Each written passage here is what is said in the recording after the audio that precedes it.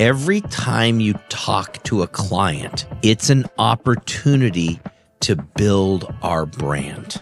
Every single time. And how about when I'm in my uniform? I'm walking to a grocery store. I open the door for somebody. Truly, our people do it from their heart. Then that gets projected into the community, and that's how people will see us. Reputation is more important than revenue.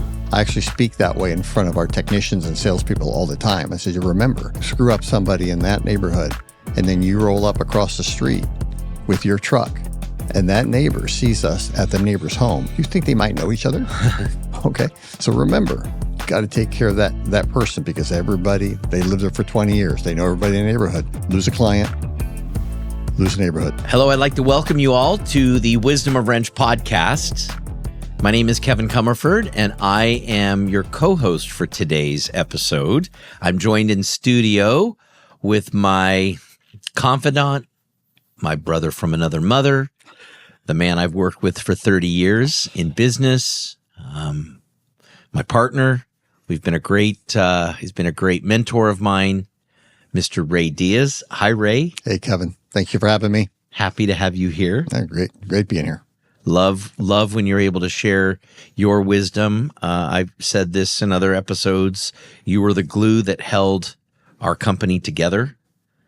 And without you, the company would never have been what it was and what it is even today. So I love you, man. Thank you. Thank you for the compliment, Scott. Appreciate it. Yeah. It's easy. It's easy. And today we're talking about a culture episode. We've got a culture episode where we are going to spend a little bit of time talking about a common service language, our common service language. And the topic today is reputation is more important than revenue.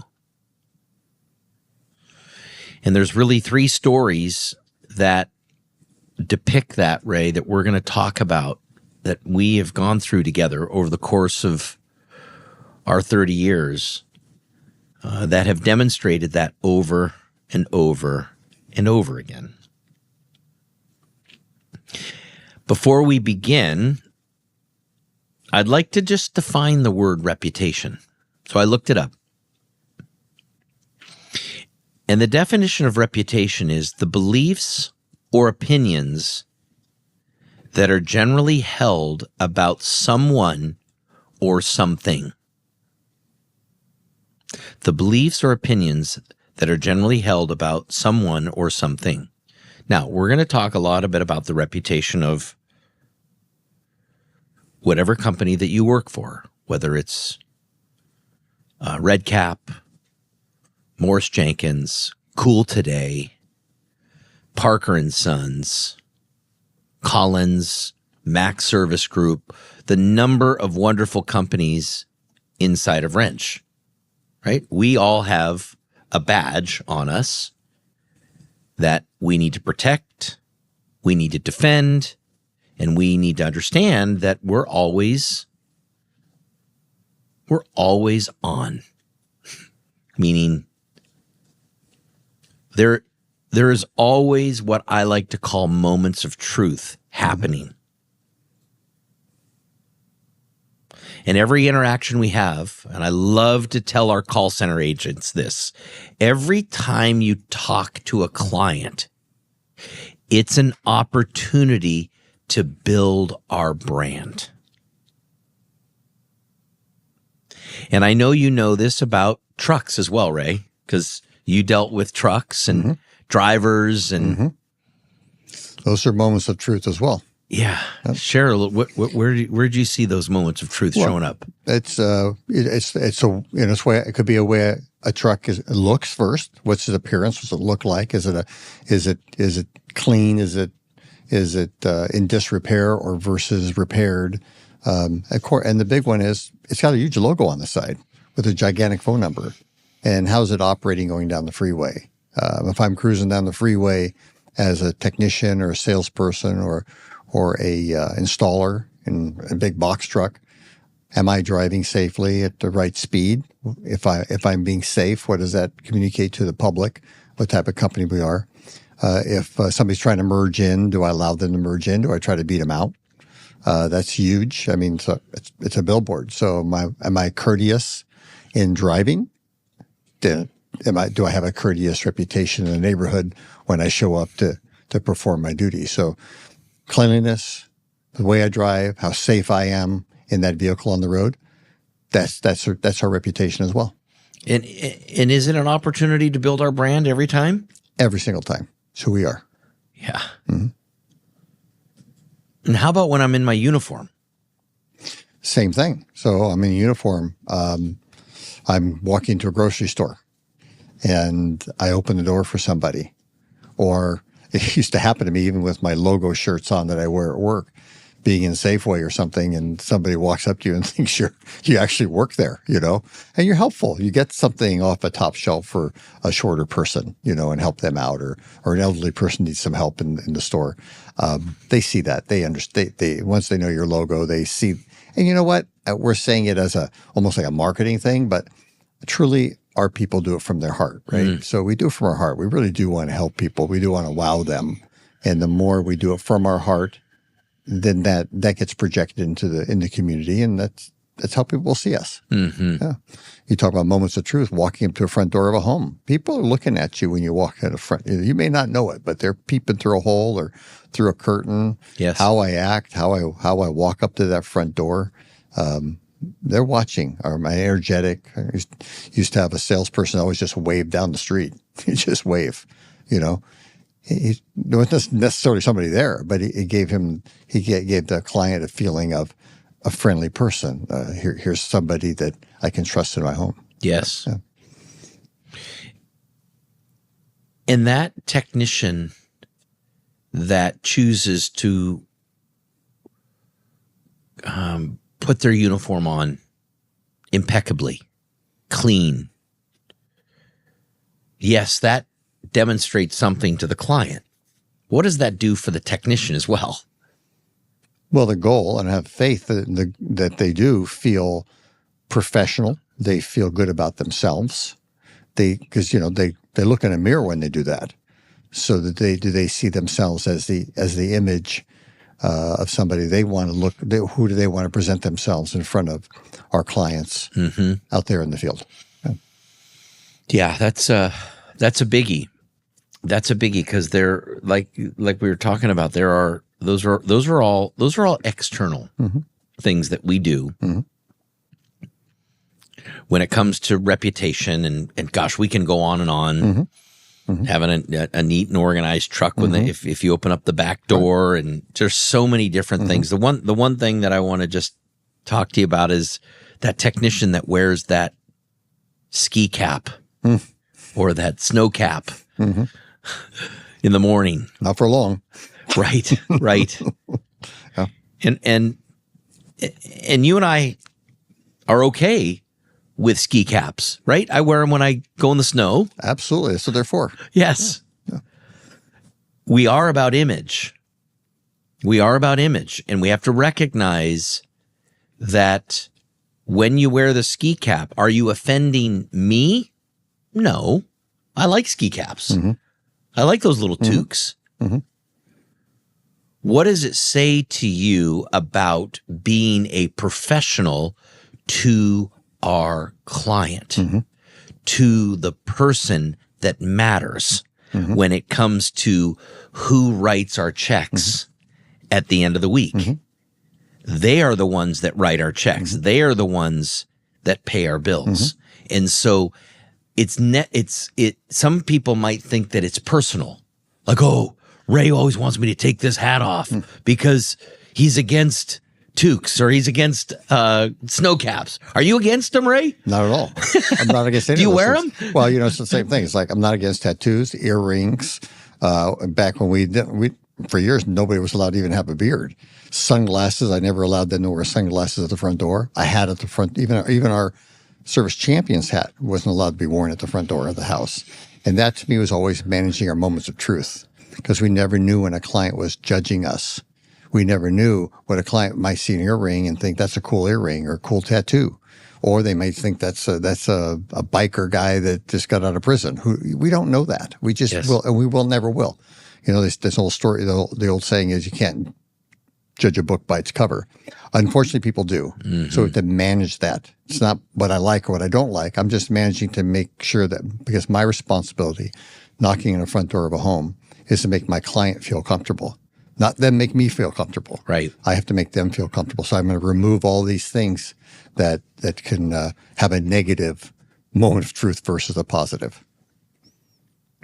It's great. So those are external. Where this reputation is more important than revenue, common service language came from was really three stories that we're going to highlight today that had a big impact on me, on you, on our company. And I want to go into each one of them, talk about the details, and really how reputation trumps everything. When you go all in on reputation, when you go all in on serving from the heart, your pocketbook and your revenue and your profit takes care of itself. Absolutely. The first story that I'd like to talk about goes back all the way back to 2005. It was the third year that we were in business. We'd started in 03, 04. It's now the end of 05. We had a salesperson that you and I had met with many times. I had actually gone to counseling with him for a little bit, and I counted there were 17 documented complaints that I had in his file, counted them. He was our top performer. We had just come off doing $8.4 million in revenue. That was where we were projected to end up. We were right at the end of the year of 05. He was a $2 million plus salesperson a year. I had met with him many times. While this was happening, the meetings and the pressure that I was feeling that I needed to do something, you had a run-in with one of our senior techs. Correct. You want to talk about that? Absolutely, yeah. So about the same time, another $2 million performer. And I had some other issues with him. There were some client issues that I had dealt with him as well. And I think it came to a head when it was a tool requirement that we had for him and for all our technicians. And he's just being who he was, resistant. And I had to, he would be disrespectful in front of everybody. Belligerent. To me, belligerent. Yes, I'm being nice here. So it started with a 30-day suspension, but then it ended up being never coming back. So it was just again, it was another $2 million decision, but it was better for the company. Yeah, you had made the decision to suspend this technician, this senior tech. I might add a $2 million plus salesperson. I was in the middle with Ray of dealing with the other salesperson. So that we had the documented complaints on. So right at the end of 05, our revenue was just finishing at $8.4 million. We were about ready to cut our revenue in half. Going into 06, just finishing 05 with these two people still team members, we made the decision based on this common service language, which is reputation is more important than revenue. And overnight, one was terminated, one was suspended, and subsequently quit. We lost $4 million out the door. Yep. To say that there were many nights that I was up awake is an understatement. Holy cow. What have we done? Oh my gosh. Lots of time where we were looking at each other Yes, a lot of that happened. A lot of that concern, that fear was there. Certainly for me, it was. Oh, it was. I remember it well, but I just always, and maybe it's just me. Maybe it's not maybe Kevin. It is my faith that we're going to overcome this.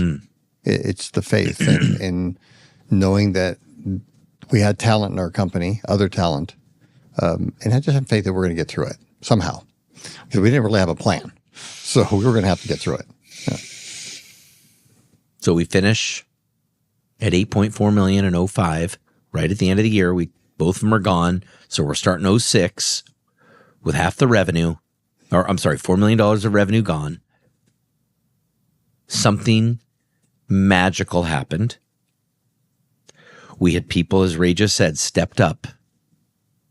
And in 06, we still grew. We went from 8.4 million to 11.1 million. Reputation is more important than revenue. We made the right decision for the health of the organization. Even though I was scared as hell, even though I had a lot of sleepless nights, we had a lot of people that stepped up and believed in us because we made that decision. And the company still grew.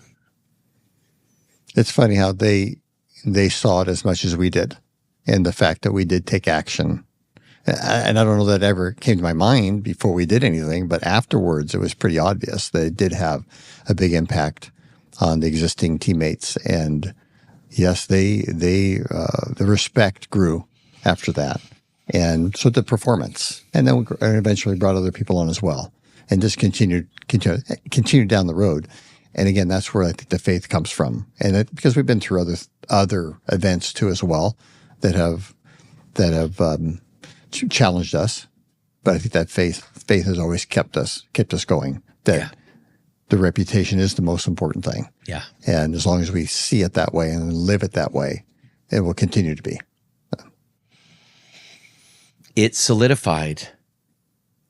It's an understatement to say that it solidified that common service language, and it did become a story that we told over and over again, and still tell today. Yeah, and we'll likely tell 10 years from now. Absolutely. It's a daily activity. I said to you earlier, it's me training and consulting with the existing general managers today, and always reminding them that how important this reputation is, and making sure that anytime you have an issue with a client, you can't be worrying about the money. You can't be worrying about how much it's going to cost you to fix something. Yeah. You got to take all your manpower, resources, money, whatever it takes to correct something. And you got to do it quickly and not worry about you making money on a job or not. That's the last thing in the world. Right. Because you end up losing a little money here, but it, again, supports you're living your reputation is more important than revenue by correcting that. Again, we've talked about it all the time, winning that neighborhood, making sure we take care of the neighborhood, not just the one client. So. Big story. Second story. We had just acquired a company, small company. We had just acquired them, and the owner stayed on board.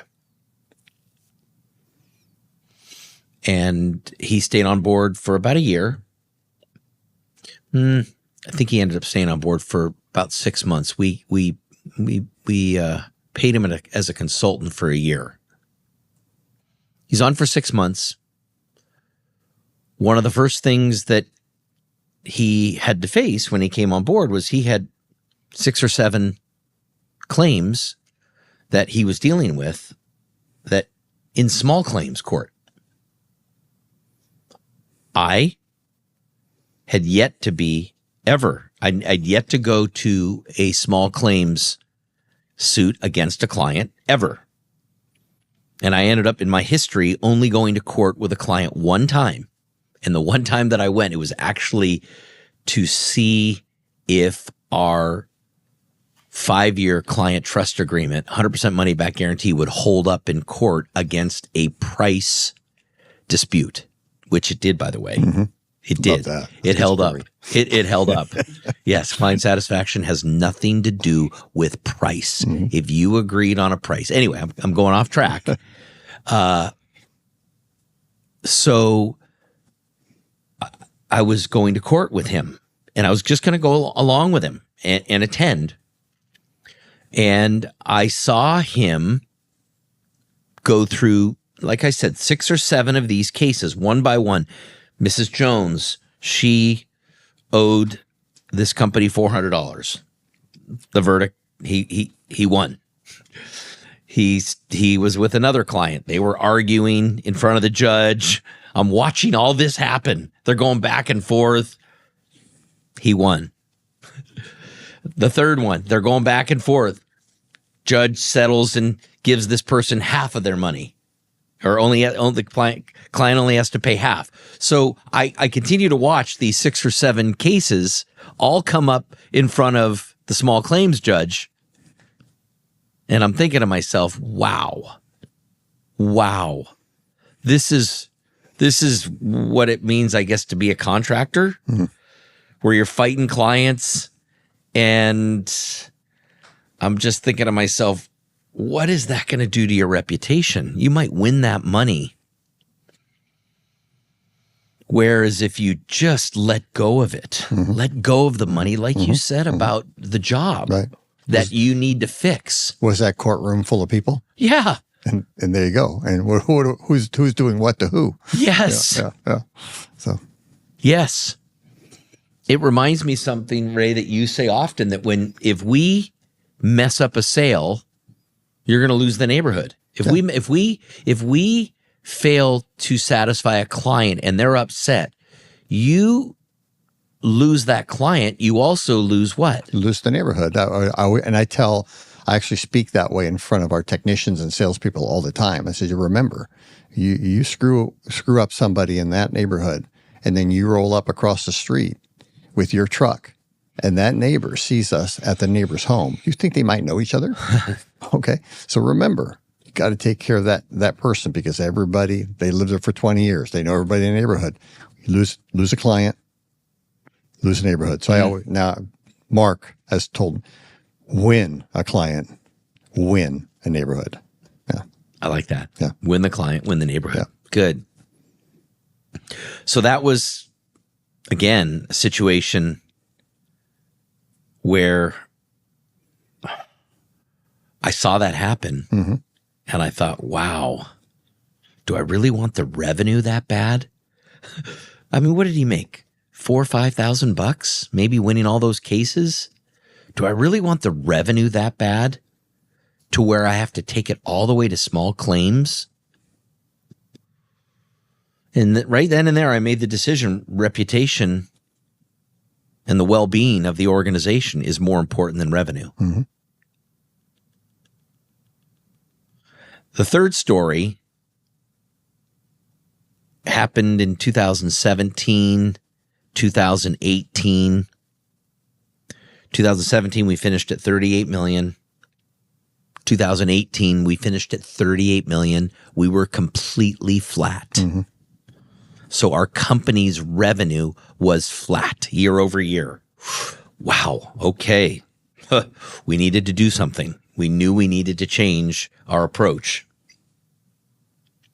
What also hit us towards the end of 2018 was we got put on probation from a company called Diamond Certified, which is a big client advocacy organization in the San Francisco Bay Area that had put us on probation because we scored below a 90% on these surveys that they did. We got together with the president of Diamond Certification and talked to him about, okay, what do we need to do to make sure we keep the certification? Because had we lost it, we would have been raked over the coals by our competition. They would have used that and it would have really hurt our business. Mm-hmm. It would have hurt our reputation. So through those meetings with Diamond Certified, we came up with a idea and a plan that we were going to have 200 of our clients surveyed every month. Starting in 2018, 200 surveys were going to be done every month to make sure that we were living up to these standards so that we could make sure that we would get a 90% minimum satisfaction rate. And I stood up in front of the company and said, we are going all in on client satisfaction. Mm-hmm. That's where we really started to stress the wow stories. The wow. Yep. The wow is huge. To me, that was the game changer for what happened during that era. Because my story, what I would talk about all the time with people is when you go and explaining wow stories, going beyond heating, air conditioning, right? Cleaning gutters, fixing a fence, taking the groceries in for a client, the garbage cans, all these things we used to do for clients. But it wasn't just the fact that we did them. The technicians would come and tell the stories in their meetings and share them, and they were shared. Then they got shared among the company. And I really feel that created such a great reputation with our clients, because I always say, we're gonna mess up, right? When you mess up and you have a great relationship with your client, do you think they get really pissed off? No, they're usually pretty good with you, and as long as you respond, you take care of something, because they're going to remember. Yes, their memory is they brought the garbage in, they fixed the fence, they got on my roof, they took that old TV antenna off my roof. Whatever all those lists of many things we've shared so often. Yep. Those things heal. They heal the relationship, keep it well. So I do believe that was probably the key element of coming back from all that. Mm-hmm. Yeah, we used to explain it this way, which is continuously making these deposits into the Goodwill bank account of our client. Yeah. The Goodwill bank account, because at times we're gonna make a debit. We're going to make a withdrawal. We're going to do something. We have a very complicated business, whether it be scheduling or something breaks down or a part goes bad, or there's so many different elements to our business that it's natural that something will go wrong. As long as you've made a ton of deposits in that Goodwill bank account, a client will allow you to make an occasional withdrawal. Just make sure you're keeping your deposits significantly greater than your withdrawals. And clients understand that things do. They understand too. Most people understand life, that things do go awry, right? Yeah. It's how well you respond to them and take care of them, and how quickly you take action on whatever the situation is. Yeah. So 2018. 38 million. We go all in. We even created, it was the theme for the year going into 2019. Client satisfaction was, we were going to base everything on client satisfaction. Well, our score went up. We were north of 95% with Diamond Certified. We got back our strong reputation and how we were sitting with them. We also, ironically, magically, the company began to grow from 2018, 2019, all the way to 2023. We grew to 117 million. So from 2018, 38 to 2023, we finished at 117 million. I can rattle off the numbers if you want to know them. Right. Just know that we were on this projection of tremendous growth. Why? Because we went all in on client satisfaction. Right. We went all in on reputation is more important than revenue. Right. And it took care of itself. One of the things you talk about a lot, Ray, is the Pocketbook with the technicians. Share a little bit of that. Well, in all my training, it's part of our common service language as well. And it's something. It's funny. It's before any of this, but when I worked for your mom and dad, it was always about me personally My decisions were always to be made by my heart and from my heart. So I would make sure I was doing the right thing, always making sure I'm doing the right thing and not worry about how much money I'm making. If I would go into a home thinking about my money and how much I'm going to make or my commission, if that's on my mind walking in front of a client, first of all, the client's going to see it and I'm going to feel it. And it's not a feeling that I wanted personally. Yes. So today it is take care of the client from your heart. Pocketbook will take care of itself. Yeah. And you know what? I just have to say from my own experience, it worked. It worked. It worked. And I still have it today. I don't get too concerned about money that I'm making. Is the client doing well? Is it taking care? We take care of our employees, by the way, too. So we had a big push too that our employees are number one. Your teammates are number one. They have to understand. We have to have them in the right state of mind and feeling they're doing the right things when they walk into a home. Therefore, it transfers into clients' feeling that we're taking care of them. That's great. Hence our reputation. Yeah. That's great. Yeah. Yeah, that to me, going all in on client satisfaction, to me was the was the pinnacle moment. Yep.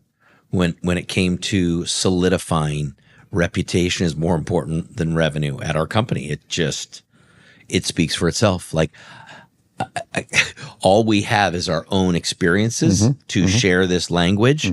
And boy, those 3 stories tell it all. And like everything, it's a never-ending battle.